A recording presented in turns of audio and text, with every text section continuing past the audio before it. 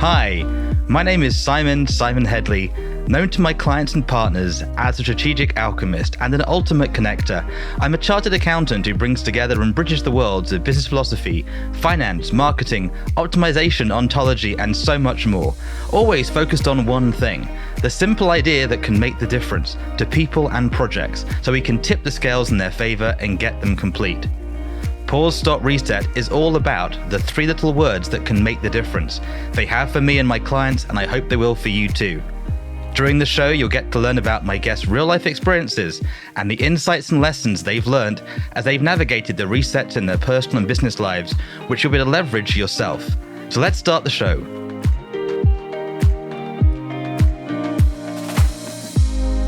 Hello, I'm Simon Hedley, and welcome to today's episode of Pause, Stop, Reset.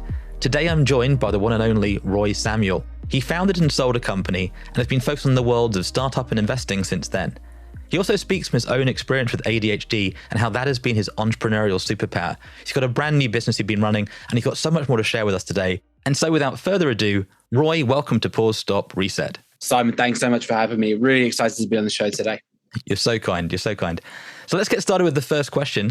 So the people out there may not know who you are, not sure what you're up to, your new resets. Who is Roei and what are you focused on today? Yeah, so I've been working in technology for about 12 years now, since I was 18 years old, doing different things within product and growth marketing, although didn't call it product or growth marketing back then, and founded a business in 2013, which was essentially helping people create podcasts, videos, other types of content, and then giving them tools for social amplification and a community to share everything as well. We applied those tools to the worlds of sports and gaming, and we got really, really fortunate, bit of right time, right place, just when sports journalism was blowing up in a big way on Twitter. And there was a big gaming platform called Twitch, which launched, which was actually acquired by Amazon in the end. And we just got really fortunate with people utilizing the software that we built for content for those platforms. We managed to scale that to about 9 million monthly active users, which is a really, really exciting journey. We were acquired by a gaming company in 2018. And off the back of that, was fortunate enough to start angel investing and advising startups as well. And when I was a founder for the first time, I was always really, really great at investor relations. I was so grateful to anyone who backed my vision, who wanted to get involved, who wanted to put their cold hard-earned cash into trying to bring this vision to reality. So I was always great at keeping them in the loop. And that meant when it came to fundraising or came to acquisition, I had a really, really aligned group of people, group of stakeholders who all wanted the same things. And then when I started investing in businesses, I realized not every founder is necessarily as good at keeping their investors in the loop, which is, sometimes a bit frustrating. And there's no better teacher than writing a 50 grand check and not hearing back from the company until something's gone wrong and they're in trouble. So, when you've got that, you've got a really illiquid asset and one with a total vacuum of information as well. So I can't get my money out and I have no idea what the hell's going on. So it started to occur to me, okay, there's probably a lot that we can do to try and really bring transparency, structure, and data to the heart of the way that early stage businesses manage their relationships with their investors, with their board advisors, with their board of directors. So in 2019, and this is what I'm doing now, is started building a new really data infrastructure that would allow these businesses to have that total transparency, grow in a really, really nice transparent way where they can understand a bit more about themselves and share that with people who might help their growth as well. So that's what we've been doing since 2019.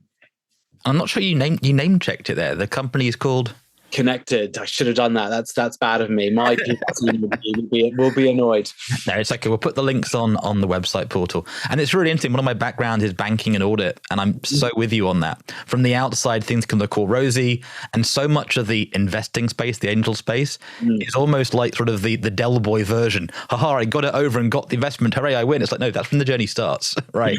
And it's such a bizarre space that used to work really well, and then it sort of goes in transitions in different groups, and it's fascinating. As you say, those hard-earned lessons when 50K, 100K vanishes off, and you're like, well, what just happened? It's gives you a wake-up call, right? And it's but also really exciting with where we are today with business and the recession and things going on. We need entrepreneurship, and we do have these new tools like this Zoom call today that we can do and share the call. Now, obviously, you've been through a lot of things there you've already touched on. What have been the biggest shifts and resets you've actually had to work your way through over your life so far? Oh, I mean, so many. Realistically, I fail every single day, right? I think, for me, you've always got to be living in the highest risk category. It's probably why I've been an angel investor. Interesting. Not necessarily High always risk the guy. smartest thing. Yeah, absolutely. But you've got to exist in that high risk category. But there have been so many moments which we've really stumbled along the way. But I really am one of the most optimistic people you'll meet, and I genuinely believe there are very few things in the world, and I'm yet to come across anything actually which can only be achieved in one way. Right, there are very, very few things where there's only one way to get to that end destination. So as long as you're always staying cognizant of that and always looking, okay, we couldn't do it that way, or there was a big blocker. And I remember, for example, the previous business, the content business, RealSport, we were working with some huge Premier League clubs to basically create a bit of a tournament for them where they were going to decide their first ever official FIFA player. This was really at the time when esports was starting to blow up in a big way. And we'd gone through huge contracts and lots of commercial agreements with Chelsea Football Club, Arsenal, Everton. You can imagine the size of that task. And just at the very final stage of getting contracts done, we had spent a ton of money on this. EA, who's the game publisher behind FIFA, basically pulled the plug at the last minute. And that was such a difficult moment. And because we were quite a lean team at the time, we weren't a massive organization by any means, so much effort and focus had gone into that, and the opportunity cost had been totally massive. But the outcome was, okay, look, we can't do these tournaments, we can't do the things we wanted to do, but we understood in a way that we hadn't previously just how big this esports and gaming market was becoming, which led us to pivot many of our other activities into, away from traditional sports and into the gaming and esports side of it, which is ultimately what led to us being acquired by a gaming company, an amazing result. So I think there's so many moments where you have to reset and really dust yourself off. But as long as you know what your purpose is, and as long as you know that you're going to keep on fighting to reach it, there are so many different ways to skin a cat, right? Yeah, I talk about the success spiral. Often you get where you're going in really weird, unexpected ways. And there is that sort of keep going and being with it and navigating. And we can get into cliches about, the universe gives you what you need, not what you want, and things like that. But it's fascinating. And I think the more you play in this entrepreneur arena, the more it happens. And on the personal side, have you sort of changed countries? Have you been through much on the personal side in life? Well, do you know what? I think this is possibly a testament, although I'm not sure if it's a good one or a bad one. You can tell me, Simon, but I have, I'm so all in. So whenever I've founded something, I do go incredibly all in. So I have really gone through the ringer in terms of sacrifices in personal life in order to pursue what I want to do in business. So I've but both times I've built businesses has unfortunately been the end of long-term relationships, just because I'm, probably a bit of a psychopath in terms of just how much I want to focus on work. Once I quite say that on the record, okay? He means record people. Yeah. I know what you mean, but you're working the hours, you're burning the candles, you're doing that thing at the weekends that we're all told not to do. Exactly. You do because it has to be done, and you're the only guy to do it in a small team. So 100%, 100%. And I think as well, especially we talk about raising angel investment, angel investors are human beings. I know a lot of founders don't see them that way, but they really are. And when you take money from someone, you're taking their children's inheritance money to try and make more of it. It really is. Once you take money from other people, you employ other people, you convince someone to leave their job and come join what you're doing. They've got to become a total priority. So I tend to go all in on things, which is sometimes your biggest strength is your Achilles heel, right? So it means lots and lots of sacrifice along the way, and lots of having to rediscover those parts. But that's ultimately, I do it because I love it. I do it because I absolutely love it. There's never been a part of me which has regretted any of those sacrifices, because I think it's a big ADHD thing as well. Lots of people I speak to with ADHD have the same thing. Once you become hyper-fixated, once you become hyper-focused on something, it's very, very difficult to let it go. So, sometimes the pausing element is the most difficult. With a reset, you can have that optimism, you can have that drive, you can say, great, let's go again, let's find a different way. But pausing, that's difficult. No, I get that. And it can be. And there's a great book by Seth Godin, about called The Dip. Have you come across that one? No, I haven't actually. It's that bit where, do you keep going to get through the dip? Or is it like, no, stop. And it's that bit, when do you have to double down and really keep going and when not to? With the ADHD, when did you get diagnosed, or when did you sort of go, right, that is me, that's who I am, I've got that? Yeah, so I was diagnosed when I was 15. I was really disengaged in school, so I just couldn't concentrate. I knew I wasn't a total idiot, but my results would have told you that I was. Yeah. Nearly got kicked out of school on multiple occasions because I just couldn't concentrate, and I was a distraction, to be honest, because I didn't have my head in the game. So went through lots of different things. I was diagnosed as dyslexic when I was 6 years old, so we were aware of that. But once I got the ADHD diagnosis, massive light bulb moment, because it was like, okay, all these things that have been a source of massive frustration for me throughout my life. Why can't I concentrate? Why can't I think this way? Why does my brain and mind operate in these totally unconventional ways? Why is this happening? So it was a real light bulb moment. Doing cognitive behavioral therapy was incredibly useful, starting to understand the different types of thinking associated with ADHD, how to manage those, how to harness those, was incredibly useful. And then, as I said, if you can find something that you're passionate about, I think this is for everyone, neurodiverse or neurotypical, you've got to find that purpose. You've got to find that passion. And when you can do that, it's really, really easy to defy the odds, really easy to dedicate the time and effort. And that doesn't mean it's a commercial endeavor by any means. For a lot of people, it could be creative, it could be starting a family, whatever it is. But yeah, finding that passion, I think, is even more important when you do have ADHD, because that's what's going to allow you to finally feel like you can focus. Got it. And you already touched on, like, for you, pausing is one of the hardest things. With the way you find I never like the labels, by the way. It's always this weird dynamic spectrum that changes, and it's interesting. And there are labels and there are things to handle, but sometimes it's a bit of a strange thing to go, oh, that's that, and it gets boxed out. Do you find, like, sometimes you can be doing something for like hours and hours and days, or do you find like you have an hour window and then it changes, or it's like, what's your focus window? Yeah, it's a great question, Simon. So it sounds strange, but my alarm is set for 10 to 5 every morning, because as soon as Slack starts pinging, as soon as the emails start going, very, very difficult for me to focus. So my focus time has to be between 5 and 8 a.m.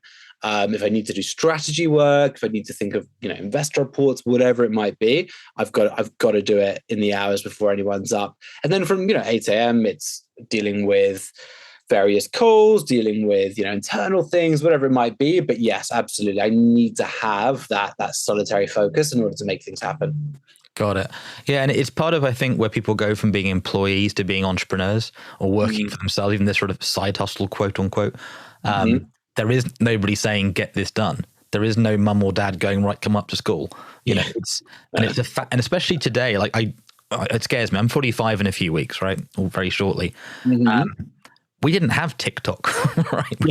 The amount of infinite scrolling, cleverer, brain-inducing, infinite Facebook scrolly, it's insane. I have 300,000 unread emails in my inboxes today, right? I've given up.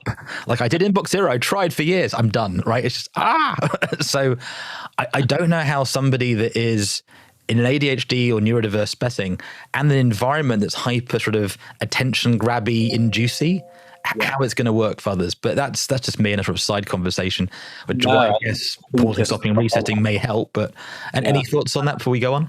No, I think you're spot on. And it's a really, really interesting collective crisis of dopamine that I think we have, which is the brain is now so used to receiving dopamine in the most instant fashion, whether it be the TikTokification of, all digital platforms, whether it be all the different things that deliver instant gratification, that instant hit of dopamine in society, are changing the way that the human brain interacts with pleasure.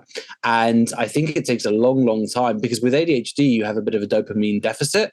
So it's so easy to go down that rabbit hole of instant dopamine hit. Because, I think there's a famous study of the mice who they hooked up some wires, you know what I mean, right? And then they won't eat, they'll just hit the dopamine button. And that's essentially what's happening, I think, with a lot of people, or probably, collectively is happening. So I think it's really, really important that people start trying to wean themselves off that way of rewarding themselves, because the human body is amazing.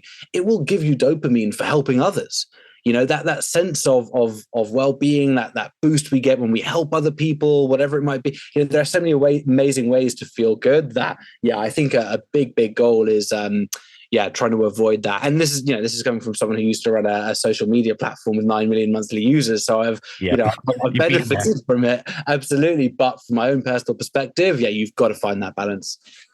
Yeah, 100%. I also can get, you've done a lot of like sciencey researching and practical testing on yourself, right? Not quite Tim Ferrissing biohacking yourself, but I get a sense you've dug into the research, maybe the ADHD helping, so you understand this stuff and the way the chemistry is driving you as you need to pause, stop, reset, as you navigate life and business. Is that true?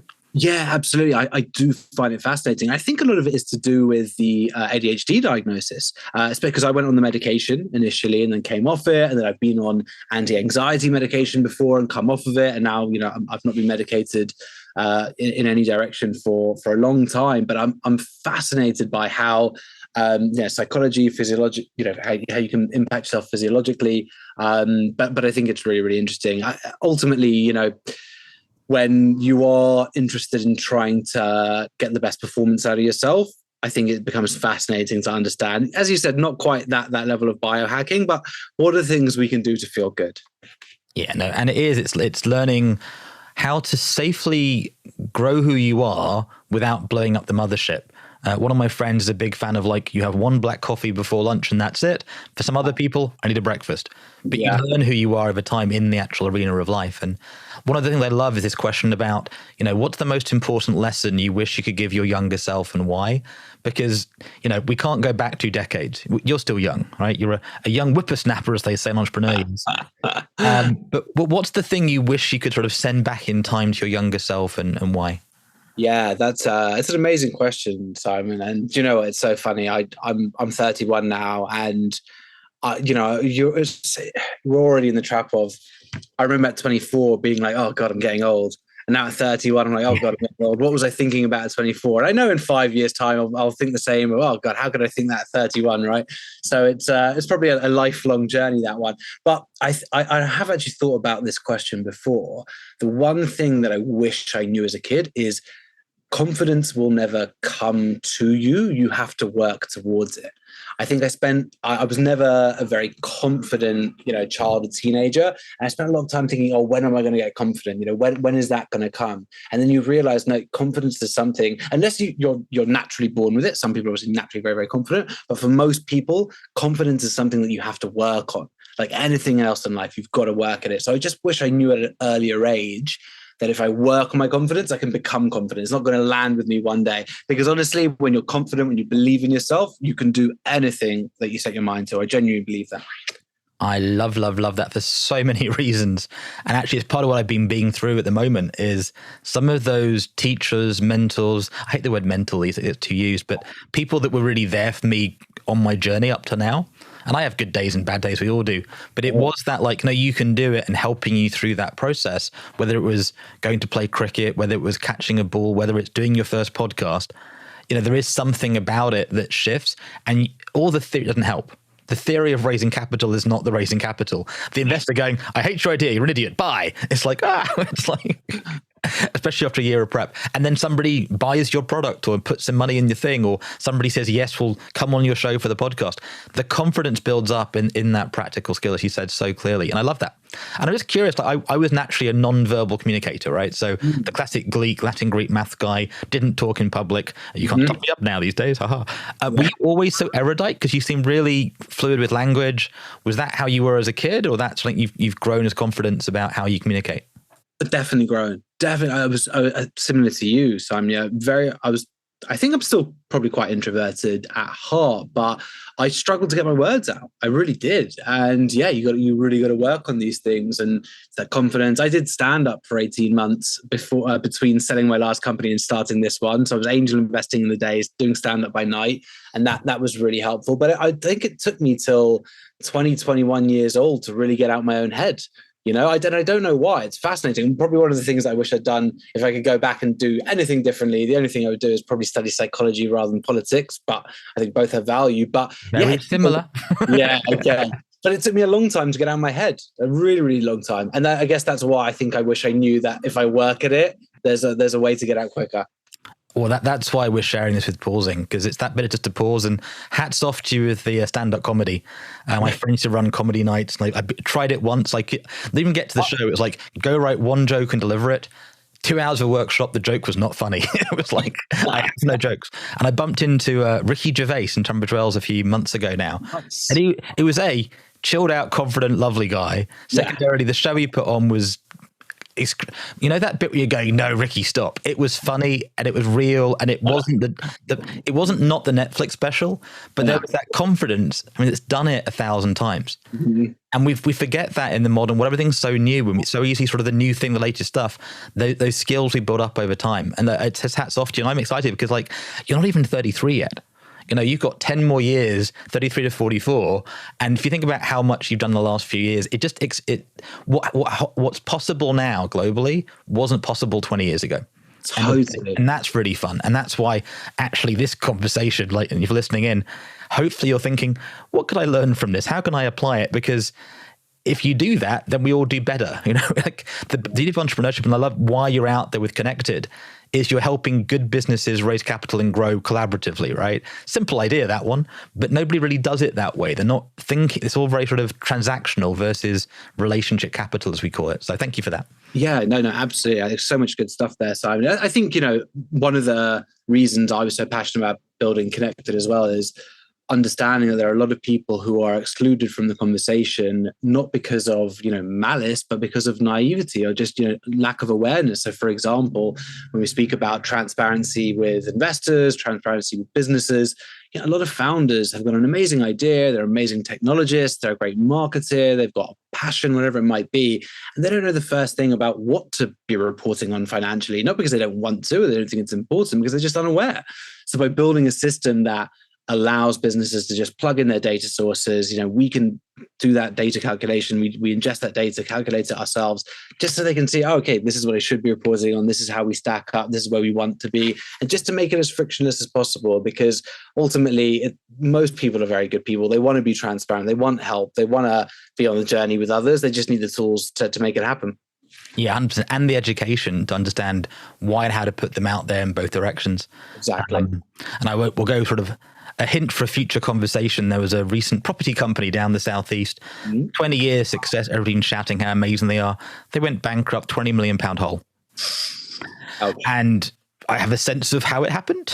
I knew the founders. I got to know them. I thought they were good guys. And I think, you know, over 2 years, but that's a big hole, right? Wow. The other side with the startups, I've been differently to you, but in that space for a while.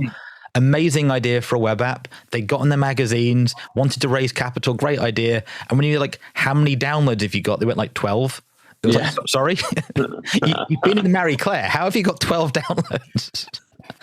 Not laughing about it, but it's like, and they were telling the wrong people the wrong things with the wrong stories and not getting the ripple effect of it. And anyway, I'm excited because especially that inclusion aspect, there are people that never thought they could earn more than 30K a year. This is obviously English. There are people who are not making $1 a day.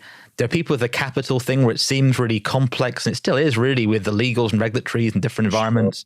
Even the bookkeeping and accounting, the VAT, MTD rules, it's complicated. We've gone very more serious today. So back to the normal show.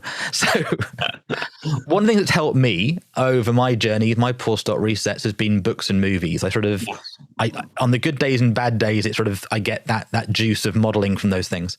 I'm curious what books and movies have helped you and how. Yeah, another great question. I think for me, the most impactful book I've read was Mindset by Caroline Dweck. Have you come across it before? I have not. That's why I love doing the show. I get new books. Oh, it's awesome. Mindset by Caroline Dweck. I'm going to go Google that one while you keep talking. Really, really cool book. So she's an American psychologist, and the book essentially, I mean, it may be a little bit simplistic at times, but really breaks people down into two categories: those with a fixed mindset and those with a growth mindset. And the fixed mindset believes that, you know, I know what I know, I'm good at what I'm good at, and these are my strengths, and that's it. And the growth mindset says, well, I know what I'm good at, this is where I am right now, but this is a starting point. And the mind can always be added to, it can always grow, it can always develop. And where you are right now is just a starting point. And if you can have an open mind and if you've got that passion and drive to try and improve, to learn, to grow, the mind is infinite in terms of where it can go. And we talk about age before, Simon. I know some of the guys I work with, my CTO, for example, he's in his mid-50s. Mentally, he's 25, he's 30, and I've seen these people where they have a growth mindset. And as long as you're keeping your body in decent health, then age is just a number. And when you've got that mindset, and this book was really seminal within that thinking, and it's something which when I read it was like, wow, right, this is a philosophy I can buy into. So that's been an amazing book, which I try and read every year just to make sure that I'm staying focused on that. I love it. Mindset, The New Psychology of Success by Carolyn Dweck. Saying your name wrong, Carol, we apologize. It's Carol, not Carolyn. I'm making things up there. It's me being a bad monkey. And what about movies? Are you a movie watcher? Yeah, do you know what? I used to be really into movies, but I found that ADHD, as time's gone on, and I guess this is where, using the phone and everything else has sort of wound that down a little bit. So I don't watch as many films these days, but I do love a good TV series, to be fair, and I'm a bit of a snob with these things. I tend not to get into something until I know that it's like fairly critically acclaimed, because I don't want to waste my time. I know it's such a bad thing to say, and it's like I am that annoying person and be like, well, I don't know, the reviews weren't great. So I do try and look at things that way. But I recently watched BoJack Horseman, which is really great. Animated series. Like the psychology stuff, it starts simple. You think it's one show, but it's really not. Exactly. It's a whole different show. Yeah. Yes, exactly. So that was really good. It was recommended to me recently and thoroughly enjoyed that. No, thank you. And I love that aspect of like the fixed mindset and the growth mindset. In what I was hearing, actually, Matt, one of our previous guests, he talked about don't let, the start of your journey compare to somebody's like middle or end of their journey. And we're all on, and it's this comparison thing keeps coming up of being open to starting again. And like, I used to have hair. I had to let you know, Roy. I used to have hair. It has gone. It isn't coming back. I'm okay with that. Yeah. But you're so right. And on the good days, I'm 2 or 5 or 10 or 15 or 100. And it's this sort of day by day process of life. And it is fascinating. And I think one of the things I'm going to get to later before we leave the show today, and we're going deep in stuff and things, there are some people that aren't in the great space, right? And we're going to get that later on. But so it's great when you're in the up mode, you've got resources, you've got the team, things are good and you be positive. It's those challenging days, I think, is also, which is, especially for entrepreneurs starting out that haven't had those successes or haven't got those support networks, can be really daunting. Anything that comes to mind on that as we sort of pause for a second before we carry on? It's brutal. That's the thing. I respect anyone who decides to go genuinely on an entrepreneurial journey. It's one of the toughest things you can do. You're putting your heart and soul into something. You're putting it out there. You're facing constant rejection. And most of the time it doesn't have the outcome you want. It's a really, really difficult thing to do. And I remember at times with RealSport, when there were difficult days, or when big deals fall through, and you're like, oh, this is tough. Like, it's going to be very, very difficult to pick myself back up from these things. But I think that's where discipline is really important. When if motivation was at 100% all the time, everything in life would be easy, right? Because you're feeling it the whole time. And I think that's where discipline's so important. It's okay, I'm not feeling it, and that's what is going to be the difference between me making it or not. Is when I'm not feeling it, I've got to do the actions, I've got to do the things, I got to get into the office, I got to have the one-to-ones. And that, I think that's the big differentiator there, is if you can have the discipline to see you through the slips, then that motivation matched with the discipline when you are feeling great, you're going to be on top of the world. But I think that's why showing up every day is key. I sense for you, going in an office, having a team around you sort of is part of that. Is that correct? Oh yeah, I love it. Like, I was talking about this yesterday. So with Connected now, we're 58 people globally, which has been really exciting. We've done that in just over 2 years, which is great. But my favorite time in a startup is when there's like 10, 15 of you. And I've always started my business with one big table.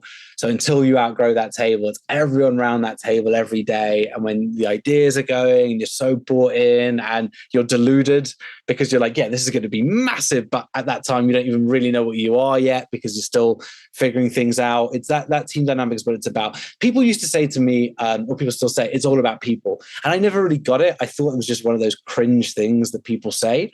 And then I realized it really is all about people for two fundamental reasons. One, because you need great people to enact great plans.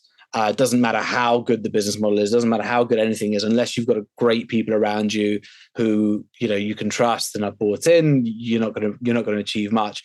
But the second thing is, it's once you sell it, when we're at acquisition, the journey's over. Right? It feels like that's the goal, but that's actually the end of the journey. So it's the time you spend in the journey and the time you spend with the people around you that matters, because once the company's sold, it's over. That's the end of it. So it's all about the moments you have, the things you learn about yourself, things you learn about other people during that journey. So that's totally right, Simon. That's the part that I love. And when you had those challenging times, is there anything that, obviously the discipline, the focus, was what sort of got you through those dark nights of the soul? I think you need to have, of course, it goes without saying, a support system of people is really important. Friends, a partner, whoever it might be, just people who, you can just call up. And especially as an entrepreneur, they've got to be people who understand they might not hear from you for long periods of time because you're so busy. It's not personal. Yeah, busy. Exactly. Not personal, just busy. And then I think therapy. I think therapy is really good. Like I think everyone should do therapy every week. We pay for a whole senior leadership team if they want to do it or not to have therapy every week, because I think it's so important to check in with yourself, see how you're feeling, and grow throughout the journey. So support systems, talking about things, not going insular, all these things are really important to trying to maintain that mental health balance. I love that you brought that up. I spent 10 years in banking. Talking about stuff was like how you got fired, right? HR did not work for the employees. Wow. And on the surface, like, go talk to HR. Yeah, they're looking for like, are you a problem? Could it be a problem? Fire you. Yeah. So part of my paradox, I had a banking career, but also mindset, NLP, Kahuna, other stuff.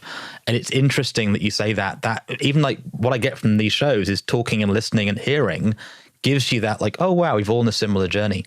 I love that. Really, really useful, and love that you're doing that as an employer. Some of our biggest success stories in the UK at the moment on sort of the public entrepreneur circuit, they sort of go, yeah, and my founders are all like addicted to drugs and suicidal. It's like, this isn't good, guys. Like, this is bad approach. Do not model the way they got there. It is not a good thing to do. But they have the Ferraris, they have the shiny stuff, they're on the TV shows. And it's this question of what matters. And I love that you get that people bit now, which is really what it's all about, right? Eventually. Yeah, totally. And I think it is really tough, especially when, if you are making good money, like it's so easy to go down that route. And I think it's a lot of people do go down that route, but all roads lead to therapy. Most people I know, it's just a matter of time till the Ferrari isn't enough. And then it's like, right, I need to sort out what's going underneath. So if I can encourage anyone to get to that point quicker, that's a good thing. No, I love it. And I'm just really curious, because obviously you've got sort of this entrepreneur drive spirit approach. Where did that come from? Because there are people listening and that goes, I want to do something. Sales calls, they don't know business, right? And I'm sort of a beginner's mind, the whole thing to these days. I haven't raised $1 billion in capital in a week before, not done that yet. Love to. So what got you your sort of how to do entrepreneur and business stuff? I think, my dad was an entrepreneur of varying levels of success. I mean, we spent 2-3 years with zero income in the house, literally nothing. My mum was ill. My dad lost everything at 47 years old. Saw him build back up, lose again, build back up, lose again. So I think I always saw it. I was used to that instability and also knew the potential risks involved as well. Maybe that was part of the conditioning to why I'm so have such a high risk appetite, is because I've been on the roller coaster since 2 years old or whatever. So I think that's a big part of it. But also, when I was at school, I was already at that time getting a bit bored. So, running events very early on, running music nights from 16, just because I think, when your brain doesn't necessarily click with traditional schooling, you look for that fulfillment elsewhere. And that could be many, many different things. And for me, it was always just doing things on the side, just trying to build things. Like I genuinely love building. There's nothing more exciting to me than just seeing something grow. And then I think, that challenge is a real thrill. So it's just been something that I've always done. And to be honest, when we launched RealSport, it happened so organically. It started off from a podcast that me and my friend were running about sports, and just me and him talking, and realized, because this is back in 2012, that there's no money in online content, how the world changes, right? But we're like, okay, there's no money in this. Rather than running a podcast on YouTube, which was getting really, really good views, but back when monetization wasn't really a thing, we're like, okay, well, maybe we can help other people starting podcasts. There was, at that time, so many people had their own blogs. And we're like, okay, maybe we start grouping people together. So it happened so organically. Definitely didn't set out to, found a business. And again, back in 2013, this whole founder persona thing that we have on LinkedIn and all the talk of entrepreneur, it didn't really exist back then in the same way. So it happened super organically. But I think that's always the best way, follow your passion. I love it. You so many gems in here, and it's also coming. What I love about your energy, you're living this at the moment, right? This is your reality. This isn't and that's why in my book, 3 Ways to Have Coffee Before 9 a.m. You're actually, this is who you are, and this is what I clocked from you, how you were showing up on LinkedIn. There's sort of a different energy style about how you're being out there. You're not selling a $4 ebook on Instagram. Nothing wrong with that if you are doing those things. Sure. Yeah. You gotta respect the hustle for on every side, as I know you do. But as I know with yourself, Simon, as well, it's all about authenticity. Life's easier when you're authentic, right? Yeah, and part of, joking aside and being honest today, part of my challenge is I'm involved in so many different things, and so many, like the things like verbal NDAs, you know what I mean by that, Roy? Like, it's not the rigorous NDA in writing sometimes, it's the, I'm not supposed to talk about that. So, very difficult for a podcaster, absolutely. What are you up to exactly? Who are you? Well, I know some people. What are you up to? Can't talk about it. Yeah. Especially some that are selling their companies, by the way. They go, hey, do you know so-and-so? You're like, maybe. I can't tell you why. So one thing is there are people listening in that really want to make a shift, right? They want to reset their lives and step up, whether that's business, life, health. I get the go to therapy, I get follow the passion. Is there any other big, nugget from your brain that you go, look, this is the thing I really want you to be left with at the end of the show? Yeah, 100%. Because one of the things about working with so many, young entrepreneurs, people building new businesses, is I get the sense that there's a lot of people who feel like they should be doing it, even if deep down they don't necessarily want to do it. I think there's a lot of pressure on people to, oh, well, you should have a side hustle. You should have this. You should be doing something more. And for some people, that's the right thing. But for a lot of people, it's not. And ultimately, that's what you've got to listen to is that making me happy? Am I actually happier working, and shockingly, working a stable job where I get a good work-life balance, I can be healthy, spend time with my family? That's great. In many ways, I'm envious. I wish that was how my mind worked. It'd probably be a lot easier that way. So I think everyone's just got to be super honest with themselves. What makes you happy? What's the right thing for you? Don't feel like you need to, try and make 20 grand extra a year, 30 grand extra a year, do something. You've got to think about your own happiness. You got to think about what's going to make you most fulfilled in life, and don't feel like you need the side hustle unless you really want to do it. I love it. So people that may want to get hold of you, connect with you, learn more about what you're doing with Connected, what's the best way for them to sort of hang out in Roei World? Yeah, for sure. Best way is just reach out to me on LinkedIn. I love speaking to people on LinkedIn, meeting new people, big part of what drives me. So yeah, excited to hear from people.